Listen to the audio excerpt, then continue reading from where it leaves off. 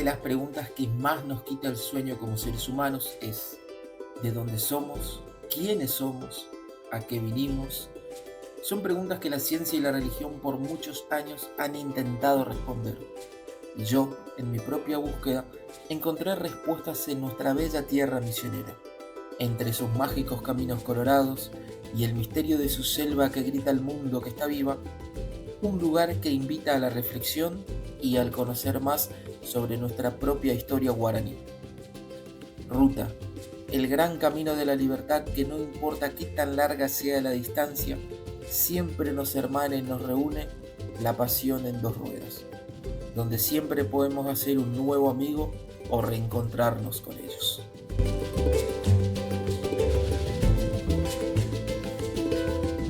¿Qué tal, gente linda? ¿Cómo andan? Ya llegamos a la entrada, estamos en las puertas de las reducciones jesuíticas de Santa María la Mayor.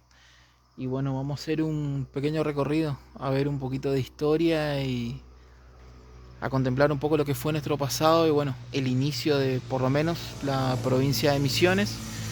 Así que vamos a deleitarnos un poquito con la historia que encierran estos muros para nosotros. Hola gente, acá el Franco del futuro y la edición. Vamos a pasar directamente a la parte en la cual me estuvo guiando justamente la guía, valga la redundancia, porque este tramo hubo unos problemas con el micrófono. Esta es la única que no tiene el armado clásico con la iglesia al frente. Entonces, Bien, por empezar, vos no entras por el frente, esto es un costado de zonas de cultivo. Por eso te queda acá la huerta de los jesuitas. Ese muro te está marcando el cerco que empieza la huerta de los jesuitas de ahí al fondo. de acá, o sea, del cerco este Del para muro para allá, atrás. que sería el lado sur de todos los edificios principales. Ahora cuando vos llegues te vas a dar cuenta. Ujú. Y acá a mano izquierda sería la huerta guaraní, que no tiene muro, por eso no te puedo mostrar Claro, el claro. muro, sino que sería huerta guaraní atrás de la zona de casas que están en el lado sur de la plaza. Bien, Cada huerta es de una familia que vive en las casas que están ahí, por eso están atrás de sus casas. claro. Entonces, esa huerta es la que los jesuitas utilizan para hacer experimentación y asilvestrar plantas que traen de otro lado, o sea, las exóticas.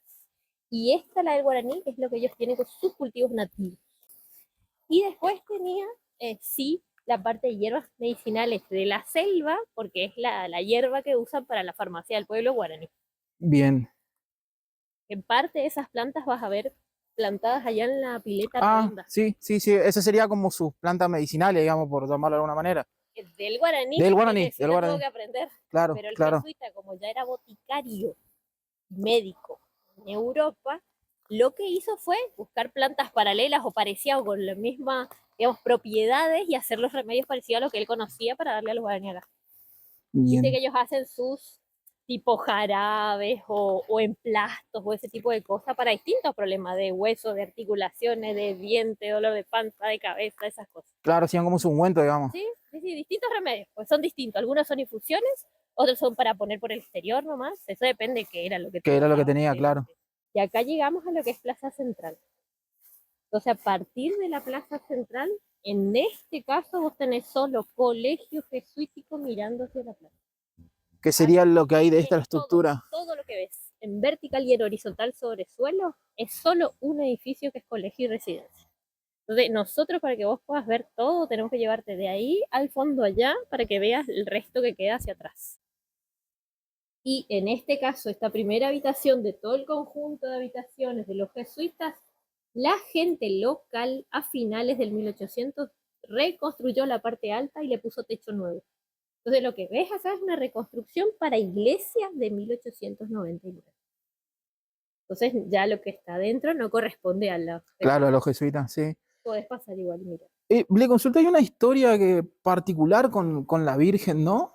Que la habían robado, una cosa así, y fue reconstruida, ¿puede ser? Sí.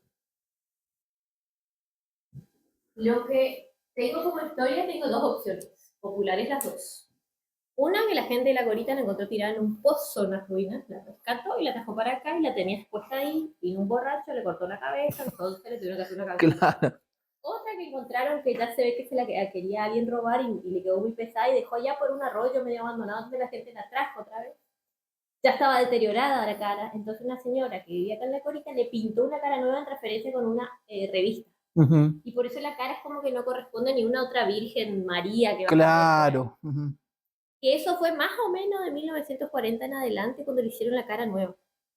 Lo mismo el alisado este de cemento es más o menos de esa época en adelante. Antes era piso de piedra.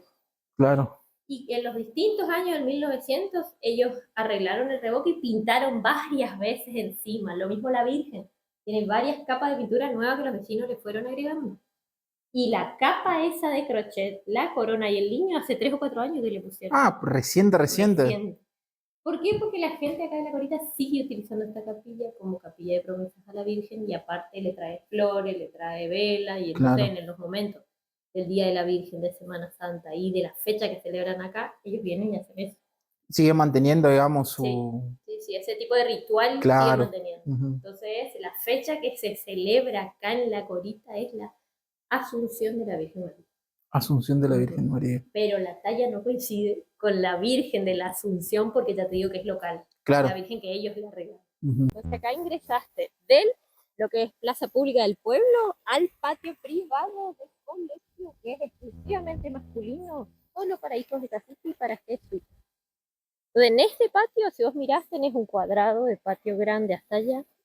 En la parte norte y oeste, que es la fachada, serían aulas de escuela para los hijos de cacique. Y en la parte sur, que da la huerta, casa de jesuitas, que son más o menos 8 habitaciones con sus galerías. Entonces, ¿qué vamos a hacer? Pasar por estas habitaciones, para que vos tengas la vista interna y externa. Claro. Entonces, digamos, el acceso a la educación más que nada era de un cierto estatus o no para todos. Por ejemplo, si alguien se dedicaba únicamente a la huerta, por ejemplo, ¿no podía educarse o sí? ¿Sabes que no?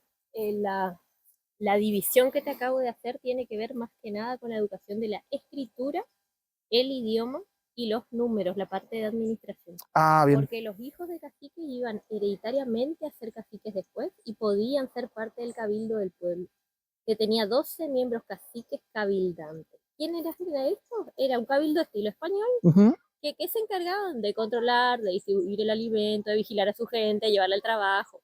Para claro, eso estaba el cabildo. Y dentro de lo que es el colegio vienen todos los hijos varones de los caciques diferentes. ujú, A veces algún otro niño destacaba en música o en artes, entonces lo traen también acá y también le enseñan esa escritura y esa lectura, porque esa persona se va a dedicar a tocar el violín, ponerle, justo claro, le fue bien en eso, o justo le llamó la atención escribir y se puso a escribir un libro, que cosa que no era común, entonces los jesuitas aprovechaban esta disposición y los traían también. En cambio, a todos los demás guaraní al patio de talleres, aprender profesión y arte que no incluía escritura, lectura e idioma. Esa es la diferencia de este patio claro, con el otro. Pero los de acá también aprendían oficio y arte, porque todos se dedican a la parte de escultura, música, pintura, ese tipo de cosas. ujú, Acuérdate que el arte se usó por parte del jesuita como medio de comunicación para llegarle al guaraní y captarlo. Y a partir de ahí, contarle qué venía a hacer y poder evangelizar. Y si el cacique le aceptaba, la gente venía con él. ¿No? ¿No? claro, Entonces, el arte fue un medio. Entonces el arte siguió vivo en las misiones para evangelizar, para catequizar y para la enseñanza. bien, Entonces los vas a ver reflejado en la arquitectura, en las esculturas, en las tallas, en las estatuas. Y lamentablemente no en la tela porque no quedó, pero si no lo verías en la claro, tela también. Esto sería una galería ujú, y ahí tenés sobre la pared los huecos de la falta de tirante de madera que te indican la altura de esta galería. Sobre la estructura de madera va un embarrado de cañas y sobre eso las tejas de barro cocido. Y eso sería la techumbre. ujú, Y acá en lo que es una abertura vos podés notar muesca y corte en diagonal, sí, que si vas recorriendo distintas ruinas vas a detectar lo mismo, que esto es algo técnico en las construcciones para mayor entrada de luz y aire. Y esta muesca es porque ahí va el marco de madera. o sea, Hueco. ahí en ese Exactamente. huequito, Y entonces de esa manera vos podés detectar qué es una abertura y qué es un derrumbe que está apuntalado. ah, bien, bien, bien, bien, Y ciertas piedras que están marcadas por número o con pintura, esa porque fueron repuestas en la restauración, o acomodadas o pegadas. Y esa claro, mezcla nueva es todo de la restauración del 2014 para sellar juntas, pero los muros no estaban pegados. Estaban solo asentados en barro, entonces el gobierno solamente reacomodó alturas, limpió y selló juntas. Claro, pero tratando de No está reconstruido. mantener lo máximo posible la Ajá, esencia de lo que era. Ujú. Y aparte, al ser patrimonio de la humanidad desde el 84, vos ciertos elementos no podés agregar acá. Claro, Tenés que mantenerlo original. Entonces esa mezcla que ves es cal con Itacurú molido. Itacurú es la misma piedra esta. claro, solo Ellos molida. buscaron de Santa María más Itacurú, molieron, mezclaron con cal y hicieron esa mezcla. Ujú. Y con eso sellaron las juntas que vos estás viendo y pegaron ciertas columnas. Acá volvés a repetir galería, pero esta vez es la galería privada de los jesuitas que vivían acá. Entonces, ¿qué tenían acá los jesuitas? Y algunos eran dormitorio, otros era cocina comedor, porque acordate que son 2 jesuitas por cada nación, entonces ellos compartían el espacio cocina-comedor. A veces acá recibían al gobernador de Asunción o de Buenos Aires, o a otros jesuitas de otro pueblo que le viene a visitar. A veces cuando había fiesta le invitan a otros pueblos, entonces vienen otros jesuitas. Claro. Entonces tienen siempre camas de repuestos, que son los catres con los colchones de repuesto, de algodón, eso se hacía todo en el algodón que ellos plantaban, para esta gente que le venía a ver de vez en cuando, ¿no? Acá salimos a la galería para que vos puedas ver zona de huerta y el conducto subterráneo que está.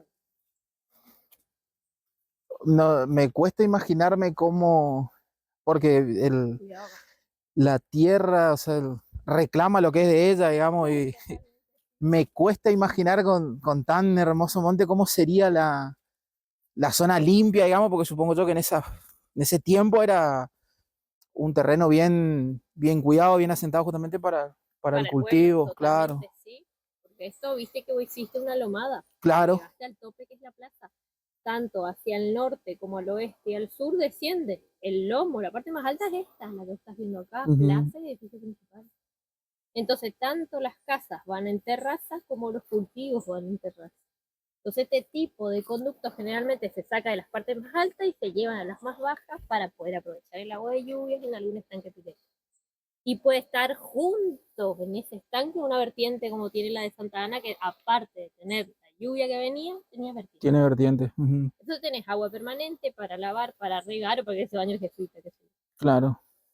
En este caso es solo un pedazo de conducto que ahí en el próximo grupo de caños se derrumbó. Entonces no vemos más el largo total de la canaleta. Pero sí se ve en todo el muro del costado del taller que sigue uniéndose el terreno, que sigue la canaleta. Claro. Entonces podemos decir que atraviesa toda la edificación de la iglesia. Y claro, y eso, por ejemplo, no se podría reconstruir, digamos. Se podría hacer arqueología, sí. Pero habría que ver cómo se lo cuidaría.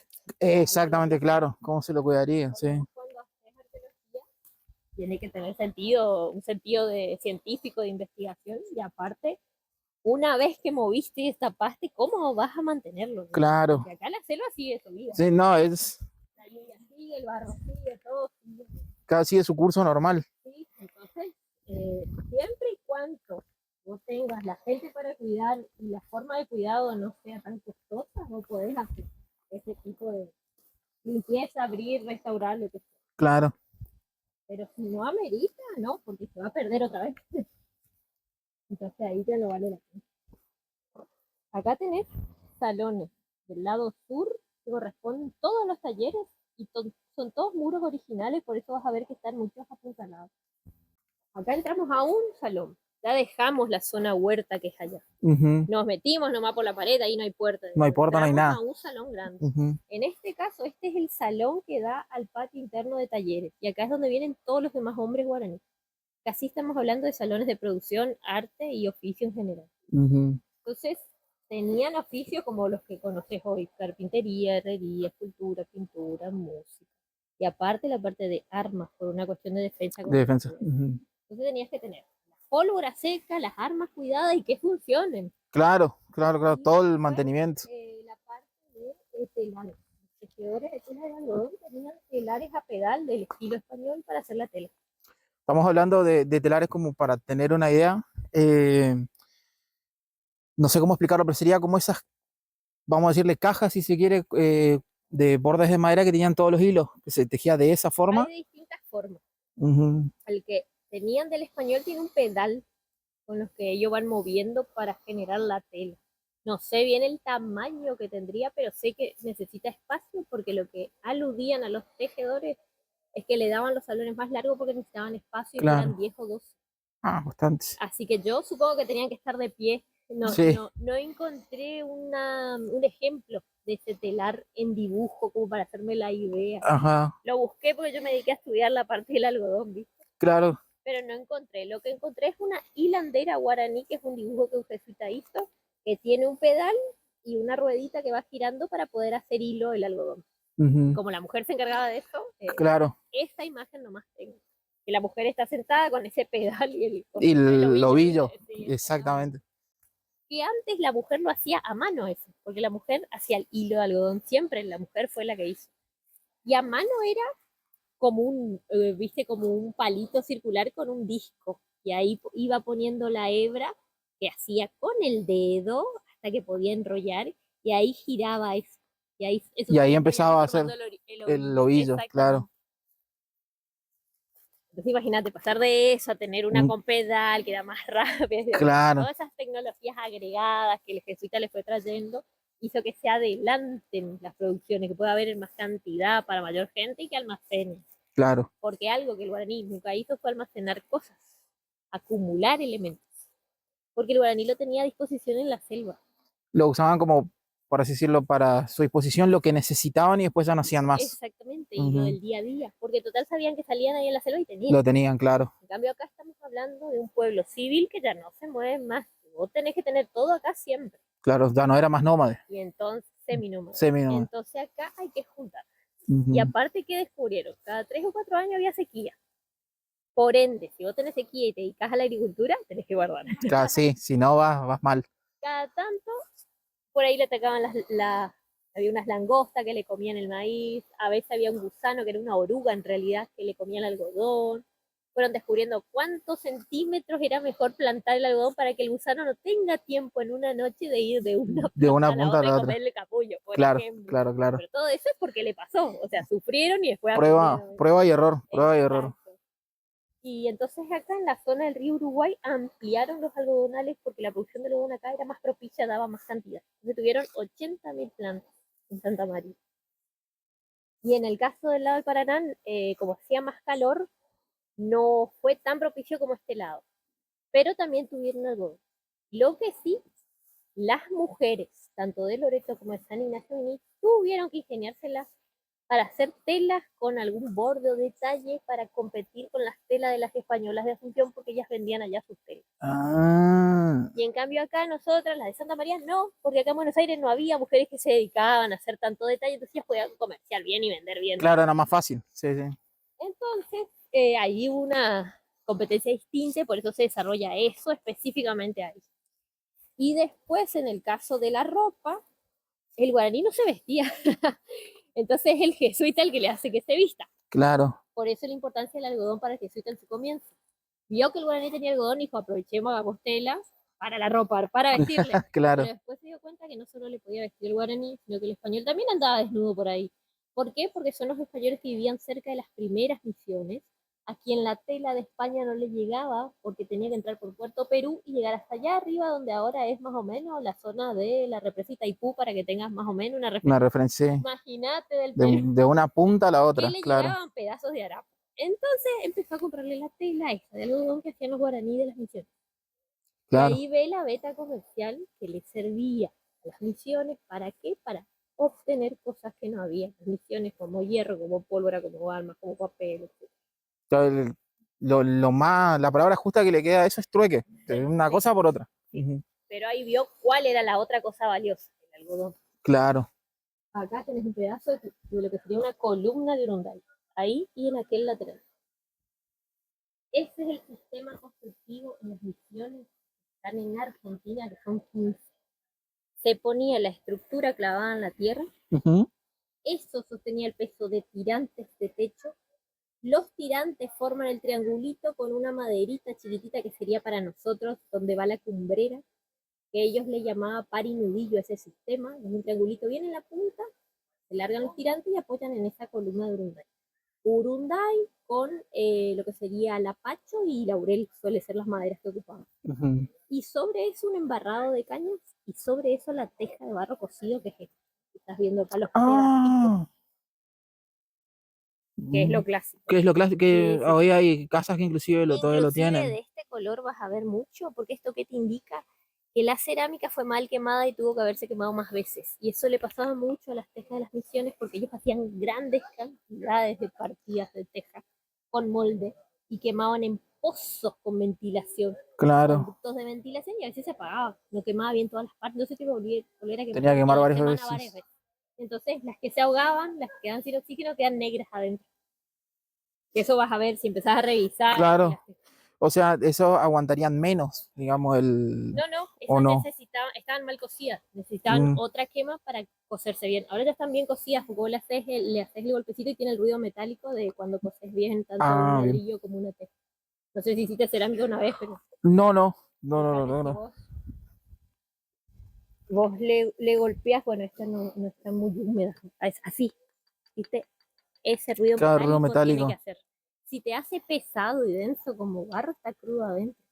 Ujú, Que te vas a dar cuenta porque acá todas tienen ese ruido metálico porque al volver a requemar se quemó todo, claro, como bien, ya está. Solo que en su momento le faltó oxígeno y quedó negro adentro, le da la coloración diferente. Que eso también son técnicas que se usan con depende de qué barro que vos querés que te quede oscuro, claro, que eso se claro. hace a propósito. Es manejar bien la técnica de la quema, básicamente. Sí, sí, porque vos tenés 12 horas de quema en 800 grados para nuestro barro ñabú, si vos querés que te quede con ruido metálico. Imagínate 12 horas. Si vos tenés que mantener ese fuego, No, es arduo laburo, ¿viste? hoy paso de ese trabajo. Y después, si vos les querés esmaltar o vitrificar, necesitas 1200 pesos. Así que es Es más jodido como, todavía. por así decirlo, como el acero se vuelve a templar la teja, por tomarlo de alguna manera. Y bueno, necesitas ese grado, si no, no Claro, llega a la cuestión deseada. Y si vos cocinás mal, se rasga todo, se rompe. Y en una teja sería lo peor, porque no te va a no servir para cumple nada. la función, digamos. Exactamente. Bueno, acá te invito a venir hasta acá y ahí Sí. que te gires y mires todo el salón. Porque Ah, esta entonces sería sí. la iglesia provisoria de Santa María. Esta sí es la iglesia jesuita. Mano derecha tenés el patio del colegio y a mano izquierda el patio de los talleres. Entonces ese fondo que tenés ahí con el árbol, esa es la zona donde estuvo el altar. Que acordate Ah, igualmente, las zonas vos ves, no ves el altar que sería la mesa con los claro, retablos, con los nichos, pues eso sería todo madera y eso no está. Eso sería esculturas en nicho, todo madera. La tómalo. media naranja, esa cúpula así, eso todo madera. Entonces uno hoy no lo ve. Uno lo que ve es en la posición, el espacio, zona donde ocupó ese elemento. Ujú. Todo el resto es el salón para que la gente se siente y participe de la misa o esté parada, dependiendo qué iglesia vaya. Y lo que te está faltando acá es la parte estructural de columnas de madera que sostendrían el techo a dos aguas. Acordate lo que te expliqué de la estructura de par y nudillo, eso apoyado en columnas de Claro, madera intermedias y contra la pared. Y esa es la parte que uno no tiene. Entonces uno ve el salón solos limpios, pelado. claro, lo que fue la base del edificio, digamos. Claro, en realidad la estructura es la base. Y no ves la estructura, vos ves solo el cerramiento de piedra, lo que cerraron las paredes. Claro, El guaraní que decide hacerse católico, dejar su religión, dejar su selva, dejar inclusive su terreno, es porque le pasó algo. No fue porque quiso de buenito que no era un pacífico como muchos creen. claro, Era re dócil el guaraní. no No, hay chance. no hay chance, tal cual. Es que ahí ese relato yo no lo creo porque si uno ya está arraigado a su tierra, a su cultura y todo, y viene alguien no, en algunos casos sí sé que fue imposición, en otros como convencimiento, pero dejar tu pasado, lo que a vos te Te identificaba, no pasó algo. es, Te que algo tuvo pasó que haber algo pasado. para que hagas eso. Bueno, en el caso del guaraní es el contexto colonia española. Eso es lo que le pasa al Ujú, guaraní. El guaraní que recibe al español y la fusión hace una alianza con el español y la alianza no se cumple porque las dos partes no cumplen todo, ¿no? claro, Entonces a partir de ahí el guaraní empieza peleas internas con ese español y a querer irse, salir de esa esclavitud, lo que estaba sufriendo. Y ahí es donde llega el jesuita, a esa realidad. El ujú, jesuita, acordate, viene después como evangelizador porque la corona española le permitió entrar a sus colonias. Entonces viene y se topa con este tipo de problemática con un grupo determinado guaraní que estaba viviendo con los españoles en Asunción. Ese es el grupo que a él le ofrece esto irse más al sur, alejarse del español, pero hacerse católico, pagar tributo al rey directo, porque esto es corona española, hay que Claro. pagar un tributo por estar ocupando tierras de ellos, y entonces no trabajar para el español. Al pagar directo el tributo no tenemos que trabajar para el español. Claro, es como que nos ahorramos el intermediario, digamos. Exacto. Ujú. Esa es la alianza que consigue el jesuita por el poder que tiene en Europa para que España le permita al rey, le acepte y entonces ellos puedan generar estas misiones desvinculándose del español de Asunción. Que obvio le trae conflictos con el español Que le trae, nacional, claro, claro, pero claro. como el jesuita tiene ese poder y logra y el rey le acepta, logra. Y ahí empieza la primera misión.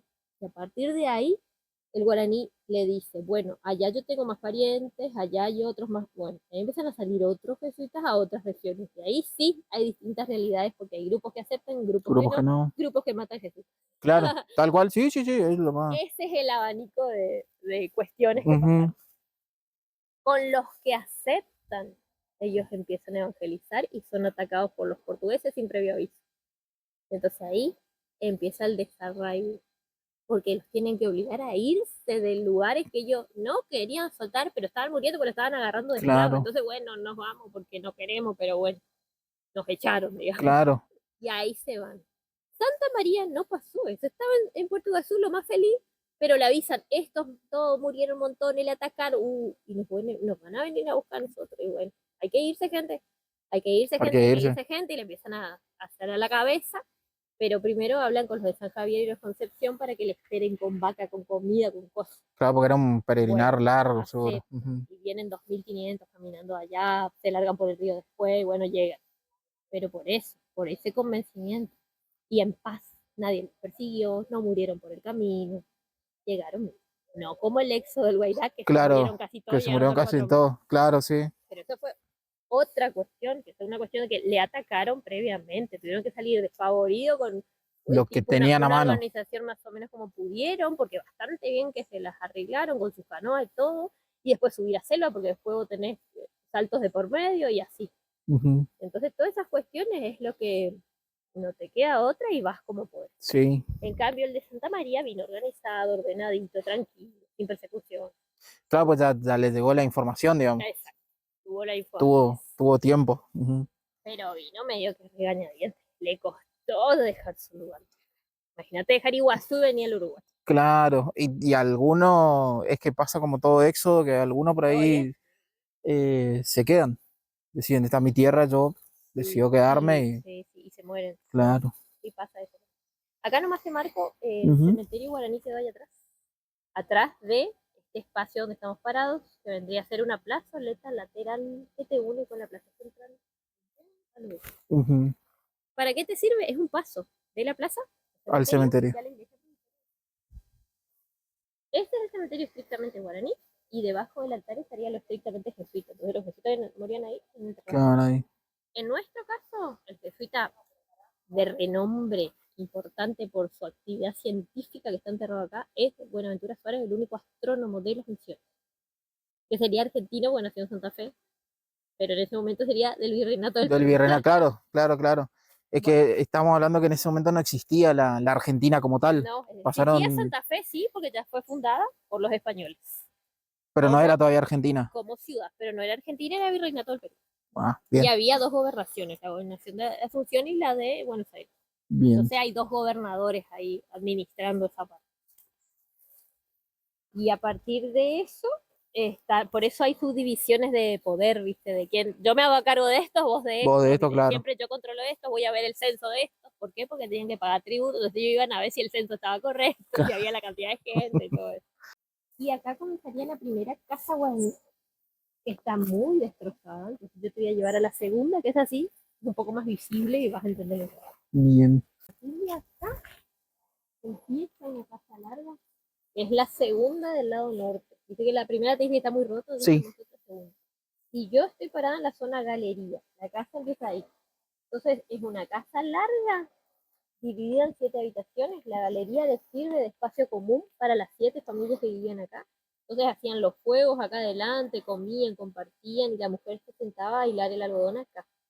Y adentro son las habitaciones de dormitorio para toda la familia. Cada familia ocupa una habitación, así que pueden ser 4 personas, 5, 6 en cada una, En cada habitación. Ujú. que corresponde a una familia de cacique, porque vos estás sobre la primera que mira a la plaza. O sea, acá puedes entrar, por ejemplo, en una habitación, y si prestás atención a estas rocas, estas son columnas caídas, que te ves en caídas, son columnas, ¿viste? Que tenés varias, Claro. son todas columnas de una galería. Y a partir de acá en el suelo tenés el corte en diagonal, eso te está indicando que acá estaba la abertura de puerta y ahí la de ventana. O sea, acá pasás a una de las habitaciones. Esta sería una habitación que les servía de refugio nocturno para una familia guaraní con su puerta y su ventana, y solían tener una puerta atrás, entonces el aire corría por acá. Hamacas colgadas o esteras sobre el piso de tierra era lo único que tenían como muebles para dormir, porque es el Ujú. refugio de la noche. No hay armario, no hay mesa, no hay nada de eso, porque el guaraní no usa eso. Entonces el guaraní no acumula cosas, no se sienta en sillas y utiliza la galería para juntarse con los demás para comer juntos. O sea, hoy parte de lo que es, no sé si latinoamericana, pero la cultura nuestra es silla, mesa, mueble, todo eso, eso fue todo de allá, Europeo, todo europeo. muy factible. Ujú, Hay que ver igual otras culturas, ujú. porque los andinos ya tienen otra forma. Santa María la Mayor.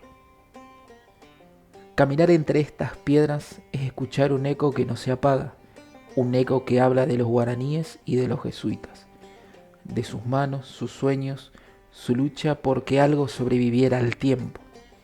Hoy, mientras recorro este lugar, me pregunto qué huella dejamos nosotros. ¿Quién hablará de nuestros pasos dentro de siglos? ¿Quién caminará sobre lo que hoy llamamos hogar y sentirá nuestra historia? Quizás viajar sea algo más que recorrer kilómetros. Quizás sea escuchar al pasado para recordar que cada ruta también nos invita a dejar huella. Ellos no sabían que hoy alguien hablaría de su historia, pero lo hicieron igual, con fe en algo eterno. Y entonces me pregunto, ¿cómo nos recordarán? ¿Como viajeros que solo pasaron? ¿O como esos locos que sobre ruedas se atrevieron a soñar y a encender la chispa en el tiempo? Yo sé cómo quiero ser recordado, pero la gran pregunta es, ¿vos sabés cómo te gustaría ser recordado?